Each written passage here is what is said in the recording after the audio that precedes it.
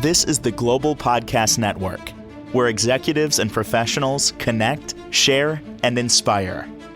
Stay tuned for the conversations that drive success.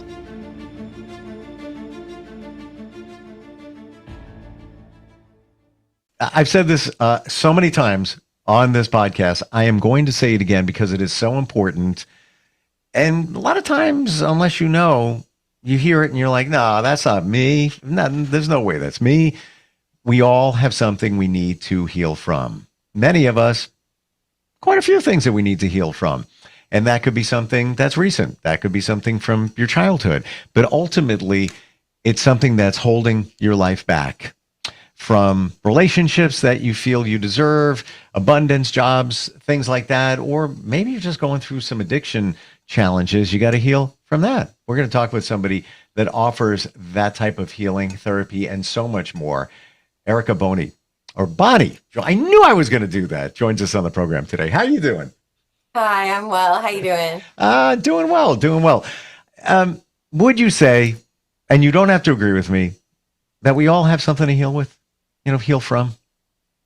Oh, yeah. I mean, what a tumultuous world we live in.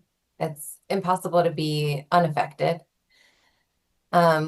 Even if you're one of the lucky few to have avoided personal trauma, which I've never met anyone who. But like as you said that, I'm like chuckling inside, like, yeah, and then I'm doing a brain scan for myself, like, no, not them, definitely not me. Yeah. Like I got nothing. I don't know anybody. We live in a world filled with war and poverty and climate destruction, and it's impossible to be unaffected. So I think we all have a lot, from the personal to the existential to work on and heal from. And even if you are in a good place, there's also a lot that therapy can offer in terms of just expansion.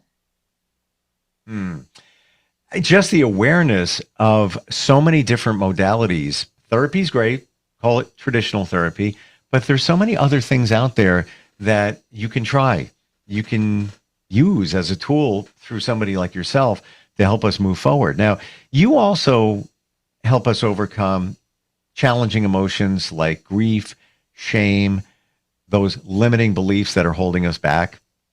I believe mostly come from trauma. I'm going to pick your brain on this. I believe, and this is after a journey and just looking at things, that we're all, not to scare anybody, yeah, you have trauma. We're all grieving from something. We all are. But what is grief? It's loss, something that you lost. Obviously, if you lost a loved one, that's pretty ultimate grief. Not to minimize anything, but it could be loss of a job. You get older, loss of mobility, on and on and on. What are your thoughts there? I'm just kind of curious. Yeah, I mean, there's lots of relationships, like if breakups can cause grief, any endings, and oftentimes it opens, especially when we lose loved ones, it opens into the question of our own mortality, which is usually kind of the biggest grief to grapple with. And all of these things can also be invitations into more expanded awareness, a deepening of spiritual beliefs, a questioning of the mystery, what happens after we die. It can be this like a invitation to spark a new creative process. So I think a lot of times on the other side of pain is great expansion, but we have to explore it, dig into it, release it, and learn from it. If you haven't been on this journey of moving your life forward, you hear these terms like spiritualism, and all of that. And, we form opinions. And if you want to connect that to religion, you can. That's your choice. You don't have to, though. How do you define spiritual? I guess for me, I would say the difference in my mind between spirituality and religion is that with spirituality, it's really a personal journey. And it has to do with your relationship to the unknown, just the great mystery of life. Why are we here? What happens after we die? Did we exist before we were born? Are we this body? Or is there some immortal part? There's a good one right there. I had that epiphany 3 years ago, maybe four. It was a rainy day. I was in my garage just doing some stuff. I started staring out of the trees, and it kind of hit me that we are spiritual beings in these human containers, call them meat suits, whatever you want to call them. Um, Absolutely. and I believe that. And part of that came from after my mom passed 7 years ago, that I feel her presence around. And I Mm-hmm. ask for signs, symbols, things like that, very specific, and I get them. And Mm-hmm. that was my, you know what? When somebody's not around, they are still around because their energy is still around. That's just, as I'm starting to believe it, but that led me to we're spiritual in human bodies. And, like a car, they break down, and like a car, they're not used anymore after a period of time. What are your thoughts on that? Well, absolutely. I mean, I think even if you look at it from a scientific perspective, no matter is actually destroyed or created on this plane. So it goes somewhere. Mm, Uh, and a lot of times it takes a personal loss to be able to connect beyond the veil, so to speak, to be mm, able to communicate with somebody who's no longer present in the body. But once you awaken to that capacity within yourself, there's an awareness of, oh, well, maybe when I go, I won't just disappear into nothingness. Some part of me will remain. And I think, to tie it back to my work, especially working in with internal family systems, which is a modality of therapy, um, it's a modality that kind of postulates that we all have a higher self. And so I would argue that that higher self is our eternal part. Some people would call it the intuition. But mm, essentially, it's that part of ourselves that's unconditionally loving, accepting, wise. And ideally, that's the part of ourselves in the driver's seat of our lives. A lot of the work of internal family systems, I think, or the way I use it, is to help connect people to that part of themselves more deeply. I don't know if you've ever had the experience of getting an intuitive feeling like, oh, I shouldn't be here, or, oh, I really need to talk to that person, or this is a bad idea, or this is a direction I should go in, even though it makes no logical sense. And when you ignore it without fail, something bad happens. oh yeah. I go back 30 years, and I can see myself in one situation just as an example. I knew it was not a good idea, and I, went through it. And I knew it wasn't right. My intuition told me. I knew it. Nothing major, just, life. So I reverse engineer it. I look at all those times where my intuition was telling me things, and still does. And yeah, sure, I don't want to listen to it half the time because it takes work or it's uncomfortable. Right down to, you could be in a relationship and your intuition says, that's not right. You might as well just move on. Maybe you're blocking the opportunity for the right person to come along, all of that. Yeah. But it But then there's takes courage. right. And there's the other parts of you that are saying, well, but I don't want to be alone. But there's things about this that are comfortable. Sure. And ultimately, I think most people learn the hard way, right? If I ignore my intuition, eventually it will blow up in my face.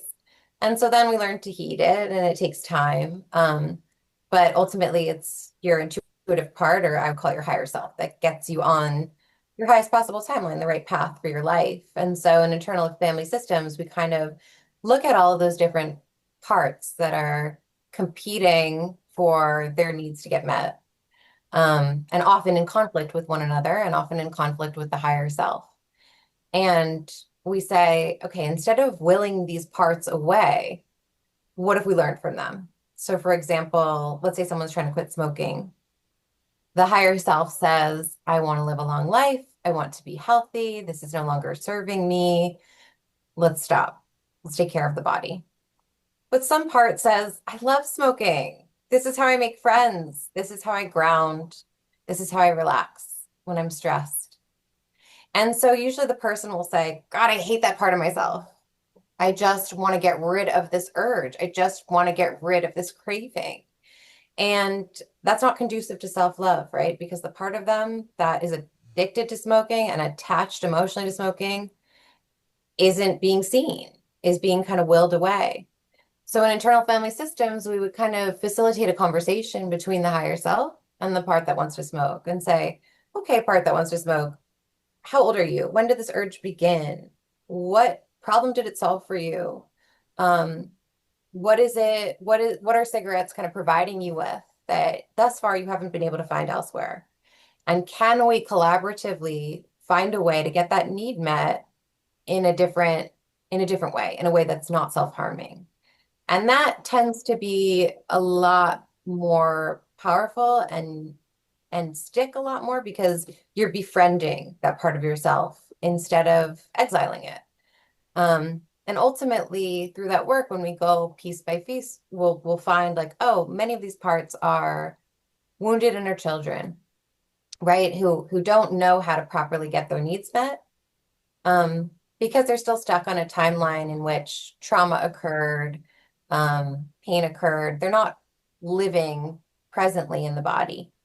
So we ask the higher self, how can we reparent these parts and get them on board with your agenda to kind of move forward on your highest possible timeline? Isn't it fascinating that there are so many parts to our personality? Side note, we're not talking about split personality. We're talking about different parts of the personality.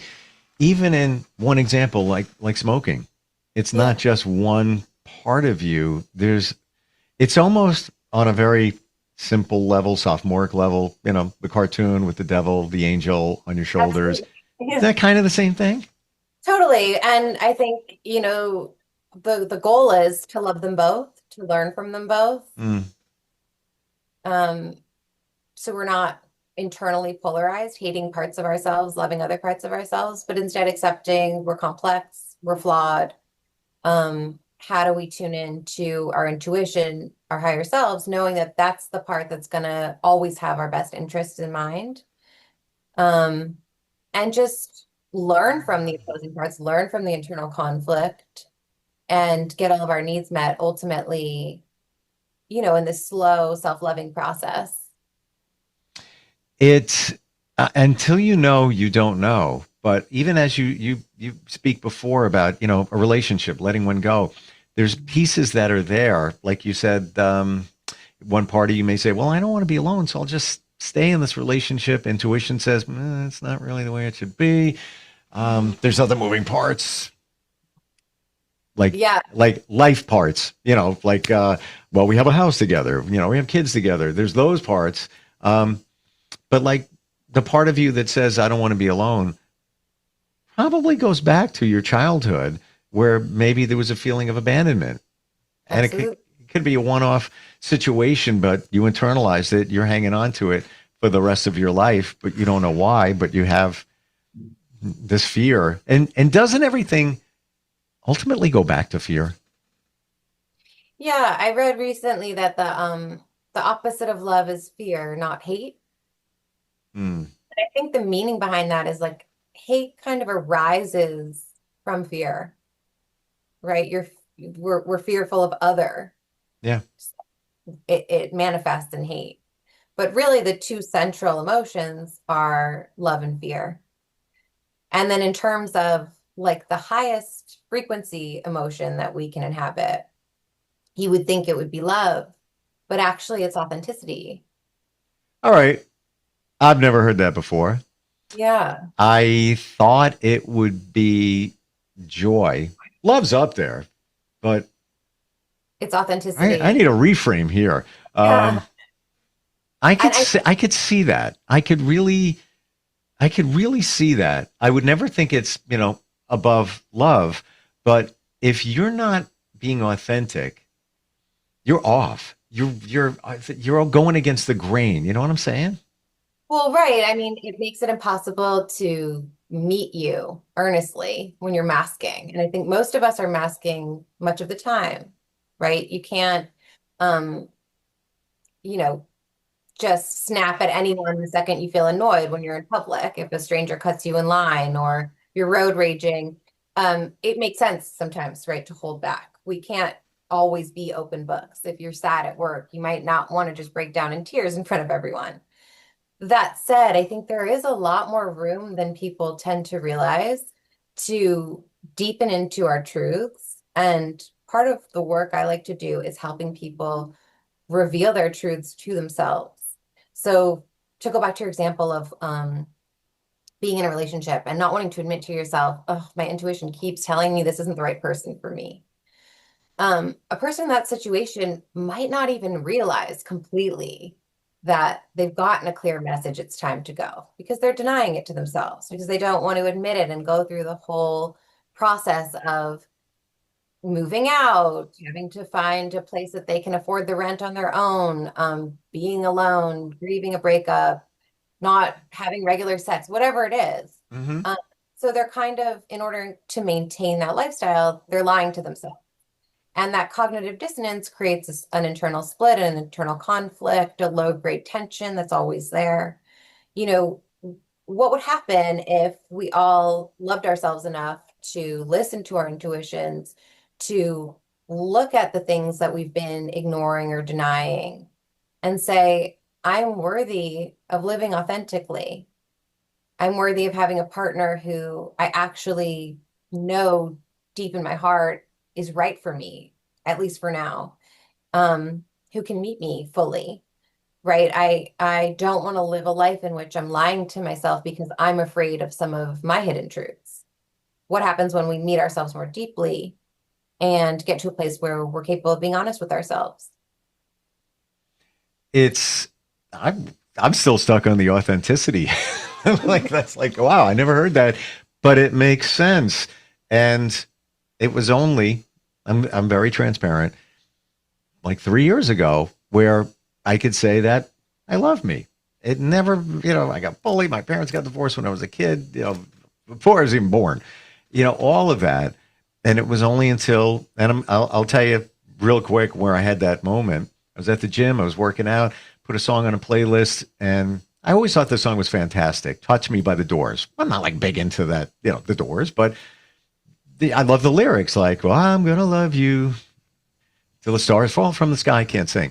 And I was like, Yeah. ah, what a beautiful song for somebody else. And then it hit me, oh, dude, that song's for you. And I was like, Hmm. ooh, okay. I'll never forget that moment. It's like, all right, I finally got it. All right, took a while, but how did this Absolutely. how did this happen for you? Your journey to helping people. Um, well, I think you just touched on something important, which is that, part of being able to be authentic kind of requires self-love, right? Because if you don't love yourself, you're going to kind of present a different persona to the world because you don't think the true you is worthy of being loved. Sure. So you're going to hide it from yourself and others. For me, I think I've always been pretty good at being authentic.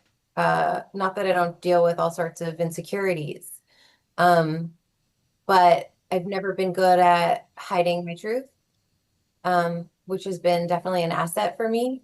In terms of the journey to becoming a therapist, I experienced a lot of my own mental health issues, depression, addiction, lots and lots of grief. I was a part of a big party culture in New Orleans in my 20s, and a lot of people I was close with didn't live through their 20s. I mean, people were partying so hard they died. Mm. And the grief um, was a lot to bear for someone so young. I mean, I was not even 30 and I had dozens of close friends who had died. It's not an age when most people experience that much death. So it brought me really deep into contemplation. And, I didn't want to go that way. So I actually went the psychedelic route. I did a lot of ayahuasca. I had a lot of psilocybin experiences. And I learned a lot essentially from the natural world, like through communication with different plants and fungi, um, about the order of things, about what it looks like to accept that I belong to Mother Earth, that I'm here for a reason, that we all are. Mm.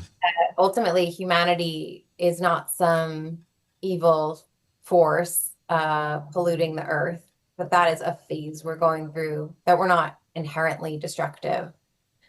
Um, and that brought me to a place of self-acceptance that I think was really important for me. Because prior to that, just being a millennial, just being aware of climate disaster, war, poverty, etc. I'm also the granddaughter of Holocaust survivors, so this deep awareness of genocide and how evil humanity can be. I think as much as I, in part accepted myself and loved myself enough to show up authentically in life, there's a part of me that also thought, wow, is my whole species just evil and messed up and ruining this beautiful earth? Are we somehow separate from nature? And what I learned through plant communication was, no, you belong here. This is a phase. This is an era. But your species is not unworthy. It's not separate from the natural order of things. And so that was really healing for me to just get that zoom out big picture. It clarified my own spiritual beliefs and ultimately gave me a map of how to help apply what I learned to myself, to help others. You're an empath, aren't you? Certainly. Yeah, big time. And I've Yeah. also learned to be really intentional with how that's used Yep. and when to boundary it. Yep. Trust me, I get it. Yeah. It's a curse and a blessing at the same time. And I had that, the nature thing, you always hear, getting back into nature, go there, be grounded, all good, da da da. And then I had that thought one day that, why does this work? Why is it you feel so much better when you walk in the woods? What's going on there? And then it hit me, we are nature. Us humans, we are nature. We're all part of it. It's not like a separate, like going to an amusement park and having fun. You're going back to nature because that's where you came from. And that's why it feels so supportive and you connect with it and you feel better. And again, being honest, last year I made a commitment to myself to go on vacation by myself. I've never done it before. Either I go with somebody or meet somebody, whatever it is. And I just went to an island, dirt cheap, with the ocean. And it was life-changing. Life-changing. So what did I do? I did it 3 months later. And what am I going to do in another couple of months? I'm going to do it again. Just thinking, reflecting, thinking, white plastic chair on a hill overlooking the ocean in the Caribbean. And dirt cheap. It's like heaven. And that's my thing. But, and connecting with nature and horses and things like that. How can you support others? Who can you work with? So I have an associate's license for mental health counseling in Oregon. So in the state of Oregon, I can take insurance, most insurances. And then outside of the state of Oregon, I do coaching. So anyone nationwide, if you can pay out of pocket, I have some availability for that. In terms of insurance, can only take insurance in Oregon. Interesting laws surrounding that. I also do psychedelic integration and consulting and some guiding when it comes to psilocybin. I can't provide medicines, but I can be there as a guide to people who are in a position to obtain that on their own. I think going back to what you said about nature being kind of a homecoming, psilocybin specifically can be really helpful in reconnecting us to that feeling of belonging on this planet, especially because these fungal networks have existed for hundreds of thousands of years, longer than our species. So a lot of times ingesting them allows us to communicate with this fungal intelligence that feels like talking to an elder. So if you just want to be held by this piece of really divine intelligence and guided by this wisdom that, in my opinion, far supersedes human wisdom, that can be a beautiful option for people looking for a little more support than just talk therapy. I'm also offering consultations, right, for other therapists or healers who are kind of stuck, having trouble with retention, having trouble connecting. So yeah, kind of full spectrum support but specifically for people who are, if you're dealing with heavier things, grief, personality disorders, addiction, eating disorders. I work with people, anyone adolescent through adulthood. Um, and then for people who are just looking to expand, right, into their full potential, maybe you're not struggling with anything super heavy, but you just feel like life has more for you. Maybe you're blocked creatively. Maybe you want to learn more about yourself. Maybe you just want life to feel bigger and fuller. I love supporting people in finding their joy too. Ooh, there we could do a whole podcast on that. What's your purpose? Why are you here? Right. You know? I mean, I've noticed that as a therapist, it's like a lot of times people come with and it makes sense, right? I'm in therapy, I do the same thing, but you show up with your complaints. Um, and so at a certain point, it became clear to me that like where there's room for it and when it makes sense, it's important to also introduce the idea of future self, right? Like let's start to talk about envisioning a future in which there's more joy, more expansion, more love, more creativity, right? Like, how can we kind of pull ourselves forward towards something we're excited about instead of just push away what we want to get rid of? And why are we pushing it away? Because of probably traumas that we have that make us feel like, oh, well, I don't deserve that. I'm not worthy of that. I've got friends. I'm going to see one tonight at an event, and she's wonderful, wonderful person. She does so much charity work. She doesn't make a lot of money, single mom. And I know what it is because I listen to her, but she doesn't listen to herself. And many parents have said this to their kids. Money doesn't grow on trees. So it puts the scarcity mindset in. And then her ex did the same exact thing. So she's got, I believe, this block of making money, I think a lot of people have a money block. I mean, not to dismiss the fact that we live in very difficult economic times. Sure. And there are huge challenges to making enough money, especially now. Yep. That said, I've noticed that a lot of people, especially from more like creative and healing spaces, a lot of times people will kind of associate money with evil. And so what they don't realize that they're doing is kind of pushing away opportunities to make money because they assume anyone with money is bad. There's something sort of like morally superior about me because I'm poor. And even though I might complain about needing more, I don't actually want to get more because it would create a cognitive dissonance because suddenly I would be in the enemy camp. I got another friend, just what you said. And our mutual friends all say the same thing. Like the guy, he's got everything. He's a leadership coach. I mean, he looks like a model walking in. He's like, everybody says, right, you're dressed great. But he's not moving it forward. And we feel he's afraid of success. He's afraid to how that would change the way people treat him. And, again, it goes back to what's in your mind. Wonderful talking with you. How do we find you? What's the best way? So I'm on Psychology Today, Erica Boni, that's ERICABONI. There's a link to my website on there, which is Holistic Healing LLC. .my.canva.site. And those are the main ways to find me. If you go on my Psychology Today profile or my website, you can see a phone number for me. If you want to book, if you're in Oregon and you want to book, I'm also on the Mindful Therapy Group website. But everything you see there, all you need to get into contact with me. And then depending on whether or not you live in Oregon and what you're looking for, I can provide free 15-minute consultations and go from there. Beautiful. Or just Google. I did it. Erica Boni, Boni. You come up. It's another easy way to do it. Cool. Yeah. Thank you for being here today. I learned a lot, validated a lot, and I appreciate the conversation. We really do. Yeah. Thank you so much, Steve. Thank you. We'll be right back. This is the Global Podcast Network, where executives and professionals connect, share, and inspire. Stay tuned for the conversations that drive success.